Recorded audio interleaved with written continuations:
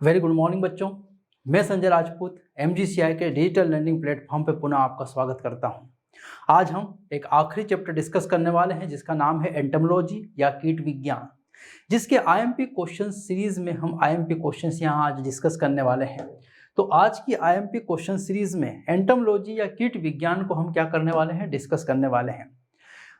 इस IMP question series में entomology का सबसे पहला जो प्रश्न है यहां से आता है कि केंद्रक पीत की अंडे का एक अच्छा उदाहरण है। A good example of centrolecithal egg is. Centrolecithal egg बहुत ही यहाँ का इंपॉर्टेंट क्वेश्चन है। सेंट्रोलेसिथल एग का क्या मतलब होता है ये समझना है। तो आपने अंडा देखा होगा, मुर्गी का अंडा, जिसमें इस प्रकार से पीली गोली कहाँ रखी होती है, बीच में। यह है पीतक।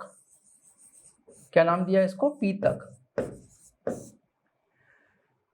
यह डिस्कोइडल एग होता है। लेकिन अगर अंडा इस प्रकार का हो, गोल, और इस अंडे में अगर पीतक रखा है यहां, यह है पीतक, ये अंडा और इसमें रखा है मध्य में पीतक, तो ऐसे अंडे को कहा जाता है केंद्रक पीत अंडा या सेंट्रोलेसिथल एग। और यह मुख्य लक्षण होता है कीटों का, इंसेक्ट्स या कीटों का यह मुख्य लक्षण है। तो केंद्रक पीत की अंडे का एक अच्छा उदाहरण या good example of centrolecithal egg क्या है, वो इंसेक्ट। इंसेक्ट का अंडा जो होता है वो कैसा है, सेंट्रोलेसिथल एग होता है। लेकिन डिस्कोइडल एग, ये पक्षियों का, बर्ड्स का जो होता है वो कैसा एग होता है, डिस्कोइडल। डिस्कोइडल इस तरह से होता है कि एक तरफ ये पूरे अंडे में सफेद भाग और एक तरफ ये पीला भाग होता है। तो इस तरह से डिस्कोइडल जो एग है वो किसका लक्षण है, पक्षियों का। लेकिन केंद्र में जो है वो किसका लक्षण है, इंसेक्ट का, कीटों का। तो इसका सही उत्तर क्या है, इंसेक्ट या कीट। अब हम चलते हैं अगले प्रश्न की तरफ।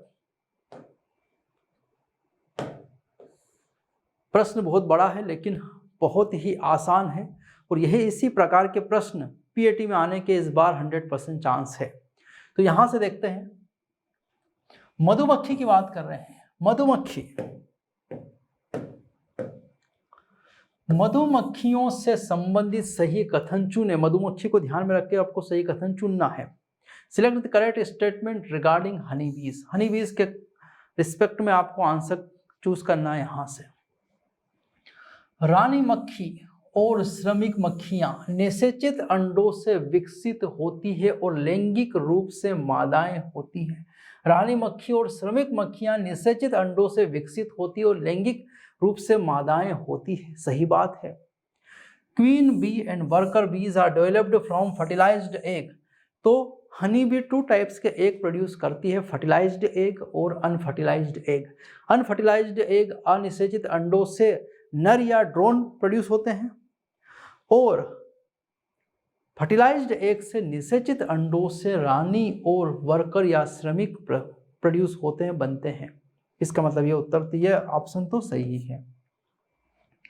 Mail develops parthenogenetically from unfertilised egg. अभी मैंने बताया नर या ड्रोन पार्थेनोजेनिकली अनिषेचित अंडों से विकसित होते हैं, ये बात भी क्या है, सही है। दोनों बातें सही है, अभी बताया मैंने। Males are developed from unfertilised egg. Queen bee feeds upon royal jelly and the worker bees feeds upon the bee breeds. इसका भी रानी मक्खियों का पोषण रॉयल जेली होता है और श्रमिक मधुमक्खी बी ब्रीड से भोजन लेती, मधु रोटी से भोजन लेती, सही बात है। रानी मक्खियां रॉयल जेली खाती है, तभी तो वो आकार में सबसे बड़ी हो जाती है और फर्टाइल होती, जनन क्षम्य होती है। इसका मतलब तीनों के तीनों ये जो स्टेटमेंट है, ये तीनों के तीनों स्टेटमेंट करेक्ट है। तो इसमें से करेक्ट बताना था फर्स्ट, सेकंड, थर्ड, तीनों के तीनों करेक्ट है। First, second, third, all 3 statements are correct. तो ये तीनों के तीनों जो कथन है ये सही कथन है, और इन तीनों सही कथन के लिए हमने यहाँ डबल ऑप्शन दिया है। डबल ऑप्शन में तीनों के तीनों कथन क्या लिए हैं, हमने सही कथन लिए हैं। तो ये था हमारा एक IMP क्वेश्चन जो मधुमक्खी से संबंधित था। अगला प्रश्न, निम्न में से कौन औषधियों के देशज तंत्र में भूमिका निभाते हैं? औषधियों के देशज तंत्र में which of the following place a role in indigenous system of medicine? Indigenous system of medicine का मतलब होता है हमारे भारत देश में आयुर्वेद द्वारा बनाई गई औषधियां में सबसे महत्वपूर्ण भूमिका कौन निभा रहा है? तो हमारे देश में आयुर्वेदिक से बनाई गई औषधियां या मेडिसिन में इंपॉर्टेंट रोल प्ले निभाता है प्लांट ब्रीडिंग, फिशरीज, एपीकल्चर या मोट। कौन औषधि देश में पादप प्रजनन, मत्स्यिकी, मधुमक्खी पालन या मोट? तो इसका सही उत्तर क्या है? एपीकल्चर। क्यों? क्योंकि एपीकल्चर से क्या प्रोड्यूस होता है? मधुमक्खी पालन से क्या उत्पन्न होता है? मधु, मतलब हनी। और ये जो हनी है, इस हनी का मेडिसिनल इंपोर्टेंस है हमारे यहाँ। तो इसका सही उत्तर क्या है? यहाँ से हनी। ये मोट क्या होता है? ये एनिमल हस्बेंड्री का एक टर्म होती है मोट, इसलिए आप बस इतना ही ध्यान रखना है इसमें। एपीकल्चर इसका क्या है? सही उत्तर। तो ये था हमारा एक और इम्पोर्टेंट क्वेश्चन। अब हम अगले क्वेश्चन की तरफ चल रहे हैं।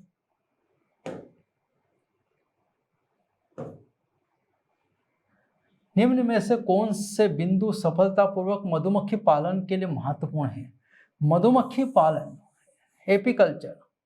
Which of the following points are important for successful bee keeping? Apiculture या बी कीपिंग के लिए महत्वपूर्ण है इसमें से कौन से स्टेटमेंट्स? एपीकल्चर या बी कीपिंग के से संबंधित यहाँ पर आपको क्या देना है? जवाब देना है।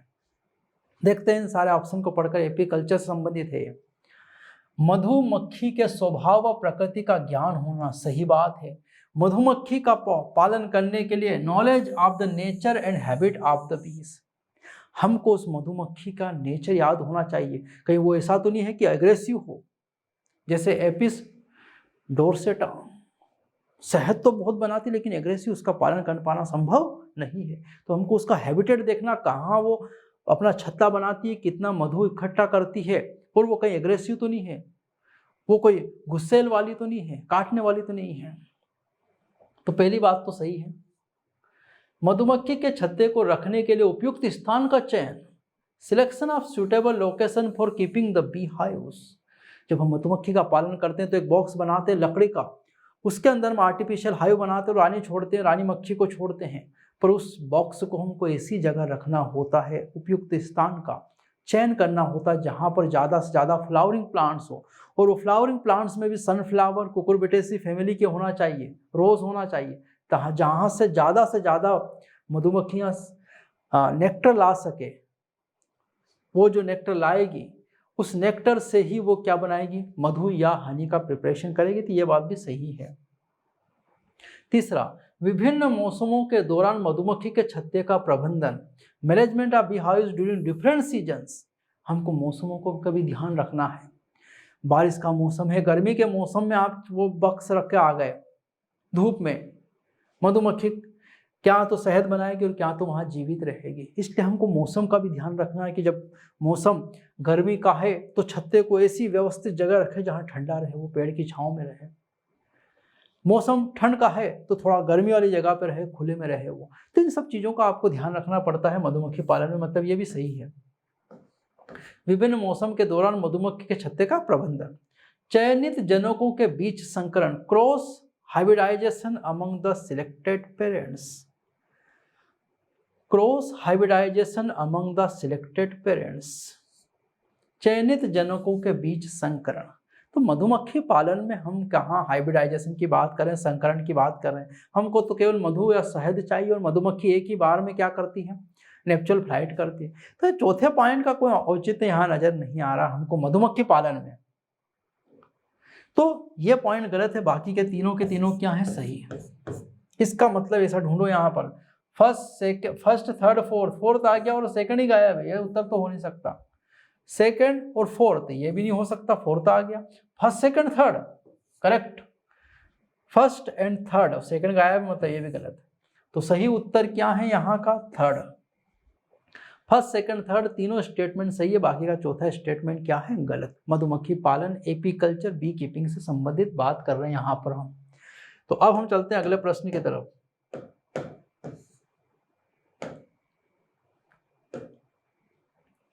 केंचुए के देह गुहीय द्रव्य में निम्न में से क्या अनुपस्थित होता है? विच of the following is absent in the coelomic fluid of earthworm? Earthworm के सिलोमिक फ्लूइड जो उसकी देह गुहा में बहता है द्रव्य सिलोमिक फ्लूइड, उसमें क्या अनुपस्थित होता है ये देखना है हमको। साल्ट, लवण, हीमोग्लोबिन, कार्पेसेल्स, कणिकाएं और प्रोटीन्स। हम जानते हैं एनेलिडा संघ का सदस्य है अर्थवर्म, केंचुआ, और एनेलिडा के रक्त का रंग क्या होता है? लाल एकमात्र, और उसका मुख्य कारण है हीमोग्लोबिन। मतलब हीमोग्लोबिन तो होगा, साल्ट और प्रोटीन भी होगा, पर कार्पेसेल्स, कणिकाएं, कार्पेसेल्स मतलब आरबीसी, डब्ल्यूबीसी, ये सब क्या होती है? अनुपस्थित। मतलब सही उत्तर क्या है? कणिकाएं। कणिकाएं सिलोमिक फ्लूइड में क्या होती है? अनुपस्थित। साल्ट्स भी होंगे और प्रोटीन्स भी होंगे, क्या नहीं होंगी? कार्पेसेल्स नहीं होंगी, आरबीसी, डब्ल्यूबीसी, प्लेटलेट्स ऐसी कोशिकाएं नहीं होगी, ये क्योंकि हमारे कोऑर्डिनेट्स का लक्षण है। तो इसका सी ऑप्शन क्या होगा सही उत्तर।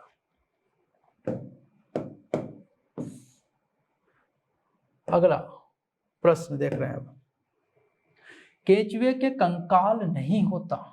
केंचुए में कंकाल नहीं होता, सही बात है, उसमें कोई हड्डी ढांचा नहीं है, हड्डी और अस्थि और उपास्थि कुछ भी नहीं है, बोन्स एंड कार्टिलेज नहीं है, परंतु गड्ढा खोदने वक्त अगर भाग फूल जाता है और जलीय कंकाल की तरह कार्य करता है, ऐसा किस कारण होता है? Earthworm has no skeleton but during burrowing the anterior ends become turgid and act as a hydraulic skeleton. It is due to, किस कारण होता है?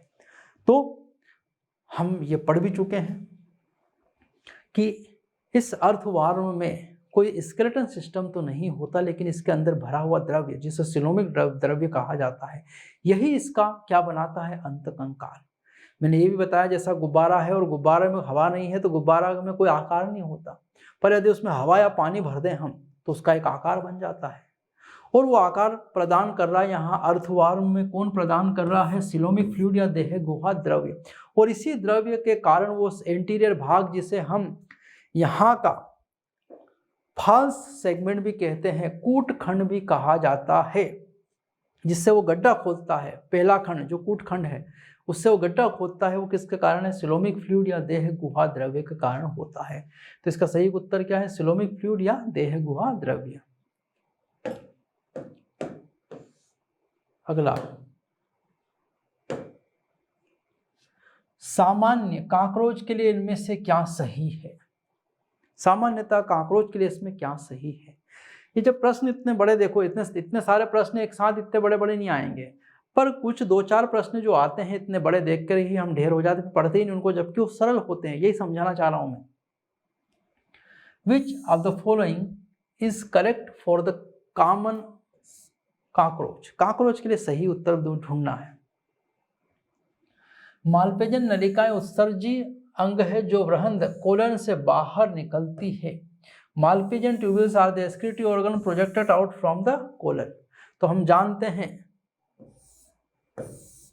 ये भाग यहाँ पर मेसेंट्रोन में मालपेजन नलिकाएं होती है काकरोच के आहार तंत्र में, और ये मालपेजन नलिकाएं हैं उत्सर्जी अंग है, एक्सक्रीटरी ऑर्गन है, ये बात तो सही है यहाँ हमारी।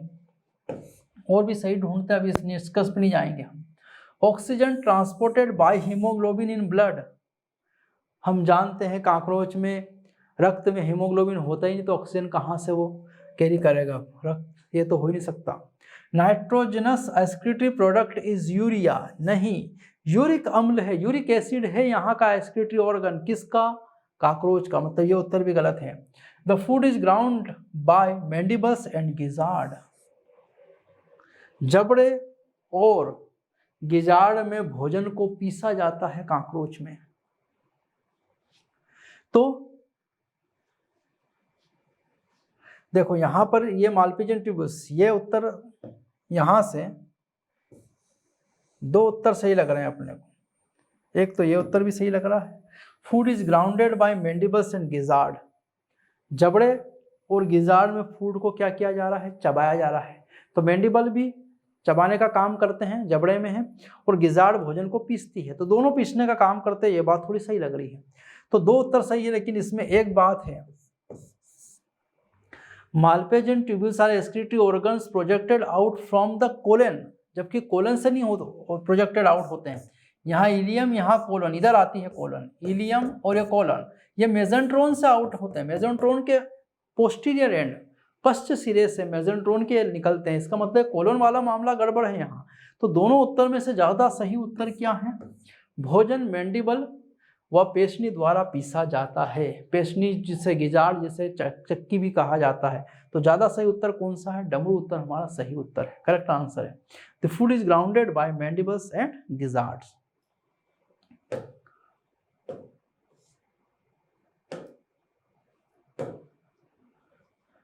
फेरेटिमा के आंत्रवृक्कीय वृक्क का प्राथमिक कार्य है। Primary functions of enteronephric nephridia of Pheretima. Enteronephric nephridia of Pheretima, तो एंट्रोनेफ्रिक नेफ्रिडिया ऑफ फेरेटिमा का कार्य है, आंत्रवृक्कीय वृक्क का कार्य है।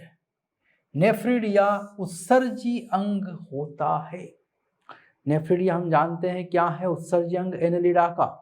और एंट्रोनेफ्रिक नेफ्रिडिया जो है इसका भी एक ही कार्य होगा, लोकोमोशन, श्वसन, ऑस्मोरेगुलेशन, परासरण, नियमन, श्वसन व चलन नहीं, क्या है? नाइट्रोजनी पदार्थ का उत्सर्जन करना।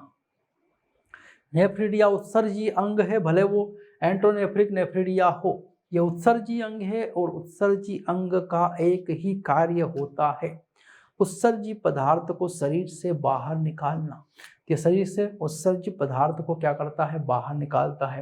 Excretion of nitrogenous waste material, नाइट्रोजनी पदार्थ का उत्सर्जन करना, ये इसका क्या है? सही उत्तर। अगला प्रश्न देख रहे हैं यहां से हम,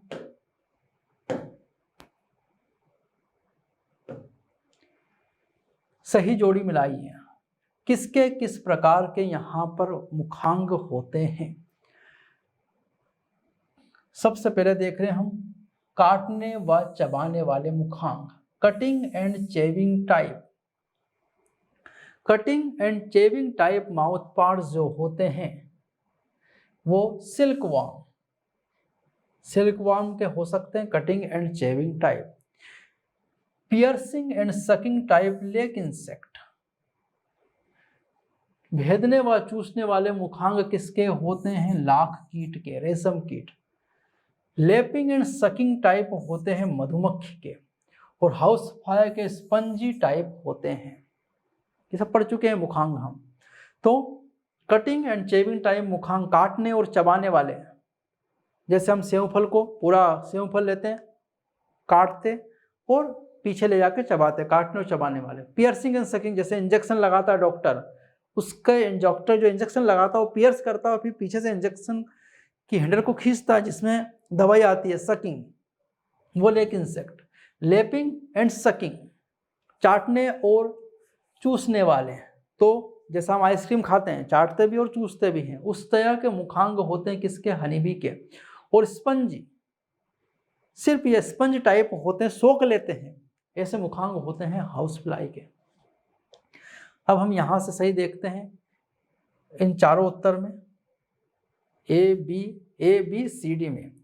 यहाँ ए का क्या आना चाहिए? फर्स्ट, ए का फर्स्ट है, ए का सेकंड, ए का फर्स्ट, ये दोनों में से, मतलब ये दोनों तो गलत है, ये दोनों तो गलत है। बी का थर्ड, ये सही है, बी का थर्ड, बी का फोर्थ, मतलब ये भी गलत है। सही उत्तर तो यही है, बी का थर्ड, सी का फोर्थ और डी का सेकंड, मतलब ये उत्तर, ए वाला उत्तर क्या है? इसका सही उत्तर है, जो हमने यहाँ मिले ये जोड़ी। बस इतना ही ध्यान रखना, मुखांग में आपको आसानी से पहचाना जा सकता है इनको। अगला प्रश्न है, सही जोड़ी मिलाइए। अर्थवर्म केंचुए में, अर्थवर्म केंचुआ जो है, केंचुए में वृषण किस सेगमेंट्स में होते हैं? तो हमको यहां से रिप्रोडक्टिव सिस्टम, जनन तंत्र की बात कर रहे हैं, यहाँ जनन तंत्र को ध्यान में रखना है केंचुए में। तो केंचुए में जो है सेगमेंट नंबर 10 और 11, टेस्टिस इन अर्थवर्म कहाँ रखे होते हैं? सेगमेंट नंबर 10 और 11। टेस्टिस इन कॉकरोच, 3, 4, 5 काकरोच में टेस्टिस रखे होते हैं, काकरोच के वृषण होते हैं खंड नंबर 3, 4, 5, 11, 12 स्पर्मेथिका इन अर्थवाम, अर्थवाम में स्पर्मेथिका, केंचुए में शुक्राधान, शुक्रधान जो होती केंचुए में, स्पर्मेथिका जो होती है 6, 7, 8, 9, 6, 7, 8, 9 मतलब ये वाली। अब इससे तो आराम से पहचान सकते हैं। Testis in grasshopper 4, 5, 6, testis in grasshopper 4, 5, 6, तो यह है testis in earthworm segment number 10, 11, testis in grasshopper 4, 5, 6 segment, spermatheca in earthworm segment number 6, 7, 8, 9, testis in cockroach segment number 3, 4, 5। अब देख लेते हैं ऑप्शन मिला के यहां से। ए का फोर्थ, ए का फोर्थ, ए का फोर्थ या डी में आ रहा है, बाकी सब में आ ही नहीं रहा, मतलब ये तीनों ऑप्शन क्या है, एक ही को देखकर गलत कर सकते हैं हम। ए का फोर्थ केवल किस में आ रहा है, डी में, ज्यादा ऑप्शन मिलाने की जरूरत ही नहीं पड़ेगी आपको। फिर बी का फर्स्ट, बी का फर्स्ट नहीं, ये तो गड़बड़ हो रही है। ए का फोर्थ, बी का फर्स्ट,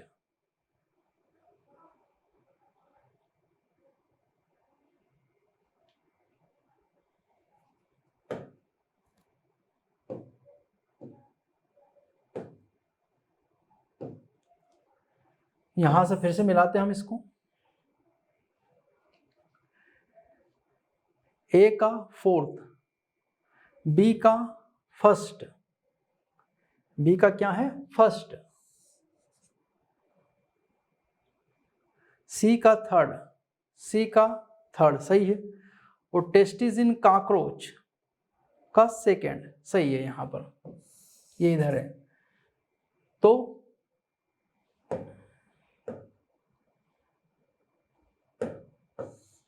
फिर से मेल मिलाप करते हैं यहां पर इस प्रश्न में। फिर से हम यहां पर ऑप्शन देखते हैं, टेस्टिस इन अर्थवार्म,